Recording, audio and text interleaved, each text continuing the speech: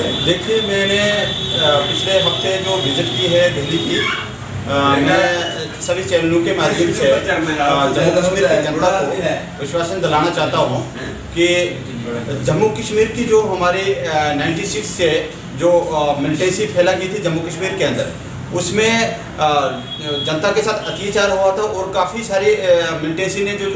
जम्मू कश्मीर क्षेत्र के अंदर नुकसान किए थे। उसमें तब भारतीय जनता पार्टी की सेंटर में गवर्नमेंट थी, जिसमें कि भारतीय जनता पार्टी की गवर्नमेंट ने एक विलेज डिफेंस कमेटी तैयार की थी, जिसमें वीडीसी मेंबर्स बनाए गए थे वहाँ के लोकल लोग गाँव से, जो कि हमारा डोडा, रामबन, किश्तवाड़ की बात किया जाए या सांबा की, कठुआ की बात किया जाए, हर एक क्षेत्र के अंदर ये वीडीसी एसपीओ तैयार किए गए थे, जिसमें कि वीडीसी जो है 96 के बाद उन्होंने काफ़ी जंग लड़ी मिलिटेंसी के साथ और मिलिटेंसी का खात्मा किया वीडीसी ने। और अभी तक 96 से लेकर अभी 2021 तक जो है वीडीसी को अनपेड रखा गया। कुछ वीडीसी को एसपीओ तैयार किए गए थे बीच में कुछ कमेटियों के अंदर, जिनको कि एसपीओ को सैलरी दिया जाती थी, वो आपस में बांटते थे। वो एसपीओ भी जो है वो स्टेट पुलिस जो हमारी जम्मू कश्मीर पुलिस जो है, तो उन्होंने एंगेज करके रखे हैं, लाइन हासिल करके रखे हैं। और वो वीडीसी जो है वो अनपेड है अभी तक, और वो उनको गरीबों बहुत ज़्यादा गरीब है, उनके बच्चे जो है स्कूलों में नहीं जा सकते, उनकी जो फीसें नहीं दे सकते हैं, और वो कर्जा उठा कर दुकानों से सौदा लेते हैं, कहीं काम करने के काबिल नहीं है। मैं आपके चैनलों के माध्यम से सेंट्रल गवर्नमेंट से अपील करना चाहता हूं कि अगर भाजपा की सरकार ने एक वीडीसी को तैयार किया था, और मैं वीडीसी वालों को भी विश्वास दिलाना चाहता हूं कि भाजपा की ही सरकार उनको जो भी हो सकेगा गवर्नमेंट एक उनके लिए अलग से छोटा सा बजट बनाएगी, या कुछ भी करके गवर्नमेंट जो है उनको तनख्वाह जल्द से जल्द लगाएगी। क्योंकि मैंने एक वीडीसी का ये लेटर पेश किया था होम मिनिस्ट्री के पास पिछले हफ्ते, जो कि उसका रिप्ले यहाँ एलजी हाउस में आ गया है। एलजी हाउस के बाद मुझे 2-4 बार कॉल भी की गई कि वीडीसी का जो इशू है तो इस पे उचित कार्रवाई किया जाएगी, जल्द से जल्द कार्रवाई किया जाएगी। और मुझे पूरा विश्वास है कि जम्मू कश्मीर की जो वीडीसी है वो जैसे धरना देने पे रोडों पे उतर जाती है और सब एकजुट होकर सरकार का साथ दे और अपना राइट जो है ले। क्योंकि मुझे होम मिनिस्ट्री ने पूरा विश्वास दिलाया है कि इनके ऊपर जल्द कार्रवाई होगी, इनके ऊपर जल्द तुरंत एक्शन किया जाएगा। जो उनका इशू है वीडीसी का जो इशू है, तो वो होम मिनिस्ट्री ने पूरा विश्वास दिलाया है कि इस पे जो उनका पे का इशू है तो उसको जल्द से जल्द सॉर्ट आउट किया जाएगा। उसके बाद रहा है कि जम्मू कश्मीर यूटी के अंदर हमारे स्नोफॉल और जो लाइटनिंग से नुकसान होते थे, बर्फबारी बहुत ज़्यादा होती है, वो भी डिजास्टर मैनेजमेंट की तरफ से डिजास्टर मैनेजमेंट का चार्ज होम मिनिस्टर साहब के पास है, श्री अमित शाह जी के पास, तो वो भी मैंने उनको चिट्ठी पेश की है, उसका भी उन्होंने एलजी साहब को रिपोर्ट मांगी है कि इस पे गौर किया जाए। और लाइटनिंग और स्नोफॉल की वजह से जो नुकसान होते हैं हमारे जम्मू कश्मीर क्षेत्र के अंदर, तो उस पर भी ये मैंने चिट्ठी लिखी थी उनको, और मैंने उनकी ऑफिस में भी विजिट की, और इस पर भी जल्द से जल्द जो है तत्काल एक्शन होगी। उसके बाद है जम्मू कश्मीर हमारे जो आशा वर्कर पूरे भारत के अंदर आशा जो है उन्होंने अच्छा कार्य किया हमारे यहाँ जम्मू कश्मीर में, तो वो ग्राउंड लेवल पे काम कर रही है। और मुझे पूरा विश्वास है कि आशा वर्करों की जो सैलरी है उस पर तुरंत गवर्नमेंट जो है ज़्यादा से ज़्यादा बढ़ाने की कोशिश करेगी। क्योंकि जम्मू कश्मीर क्षेत्र के अंदर ग्राउंड लेवल पे आशा वर्करें काम कर रही है, एक सीनियर जो डॉक्टर है तो उसके बराबर का काम कर रही है, उससे भी ज़्यादा काम कर रही है, क्योंकि ग्राउंड पे जो है आशा ही काम आती है। और आशा वर्करों की सैलरी के लिए मैंने हेल्थ मिनिस्ट्री ऑफ इंडिया को लेटर लिखा था, मैं उनकी ऑफिस की मैंने विजिट की, और मुझे पूरी उम्मीद है कि सेंट्रल गवर्नमेंट जो है आशाओं के बारे में भी सोचेगी और इनकी पे का जो इशू है वो जल्द से जल्द इनका सॉर्ट आउट करे, ताकि वो अपने उनको 1000 या 1500 या 2000 इंसेंटिव जो देती है गवर्नमेंट, तो उस पर उनका गुजारा नहीं चलता है, क्योंकि वो 24 आवर ड्यूटी ग्राउंड पे देती है। तो मुझे लगता है कि गवर्नमेंट जो है जल्द से जल्द इस पर भी एक कोई प्रावधान बनाकर तो उनको सैलरी जो है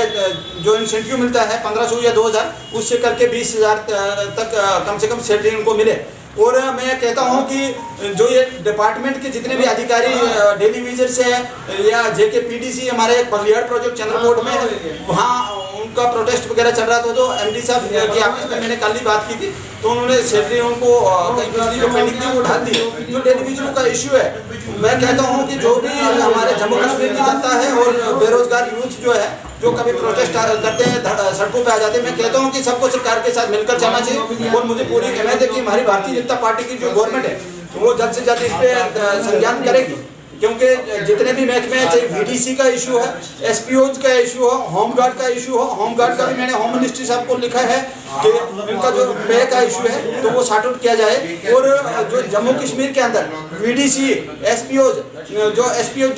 डिसंगेज किए गए हैं, मुझे लगता है कि मैं आपके चैनल के माध्यम से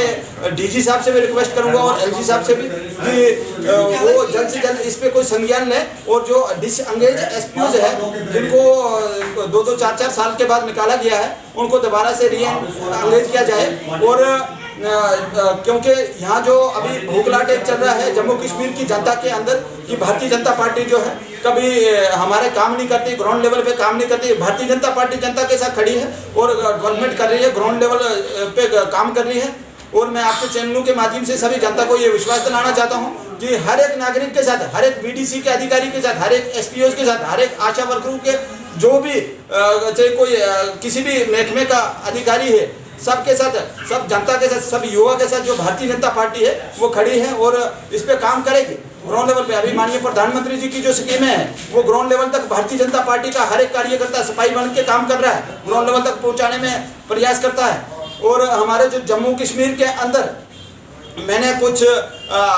जैसे कोई प्रोजेक्ट चल रहे हैं, प्रोजेक्टों की शिकायतें बहुत सारी आ रही है। मैं आपके चैनलों के माध्यम से उन प्रोजेक्ट के अधिकारियों को भी बताना चाहता हूँ, उसमें अगर किसी भी एडमिनिस्ट्रेशन की कोई मलावस होगी, मिली भगती होगी तो उसको भारतीय जनता पार्टी कभी बर्दाश्त नहीं करेगी। और जो प्रोजेक्ट चल रहे हैं उसमें युवाओं को एडजस्ट किया जाएगा। और कहीं भी कोई जैसे किसी का सैलरी का इशू है तो मैं कहता हूं कि कांग्रेस की गवर्नमेंट ने जम्मू कश्मीर के अंदर और एनसी कांग्रेस की जो कोलिशन गवर्नमेंट रही थी जम्मू कश्मीर के अंदर, उन्होंने किया गया था कि अपने अपने मिनिस्टरों ने जो अपने अपने साथ लड़के रखे हुए थे तो उनको एक तराशा दिलाकर जम्मू कश्मीर को युवा को ठगा कर तुरंत भर्ती किया था। कभी किसी महकमे में, कोई RTD महकमे में काम कर रहा, कोई PWD में काम कर रहा, कोई कहीं काम कर रहा। तो ये कांग्रेस और NC ने एक भाजपा के ऊपर बोझ बना कर रखा था, झूठा मोटा ये एक फ्रॉड करके युवाओं को ठगा कर धोखाधड़ी करके। अब भारतीय जनता पार्टी इसके ऊपर संज्ञान कर रही है और भारतीय जनता पार्टी जो है तो जो युवा है, जो अप्लाइड है, उनके बारे में जरूर विशेष चर्चा करेगी और उनका कोई संविधान निकालेगी। और मुझे पूरा उम्मीद है कि आपके चैनल के माध्यम से मैं LG महोदय से और DG साहब से भी, होम मिनिस्ट्री साहब से, क्योंकि होम मिनिस्ट्री साहब को तो मैंने लिखा भी है, चिट्ठी भी लिखी है, उनके दफ्तर तक पहुंचाई है कि जल्द से जल्द जो VDC का जो इशू है और आशा वर्करों का जो इशू है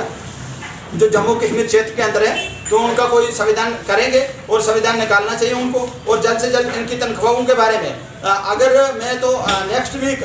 फिर दिल्ली का टूर करूंगा कि ये जो VDC और आशा वर्करों का जो इशू है और होमगार्ड का इशू हो या SPOs का इशू हो, इस पर जरूर मैं फिर दोबारा से मैं प्रयास करूंगा कि होम मिनिस्टर साहब से अपॉइंटमेंट मिले और मैं उनसे डिस्कस करूं सामने बैठकर और माननीय प्रधानमंत्री जी तक भी ये बात पहुंचाएं, क्योंकि सेंट्रल गवर्नमेंट इस पर जरूर चर्चा करेगी और मुझे पूरी उम्मीद है कि सेंट्रल गवर्नमेंट इनका संविधान करेगी। जय हिंद, जय भारत।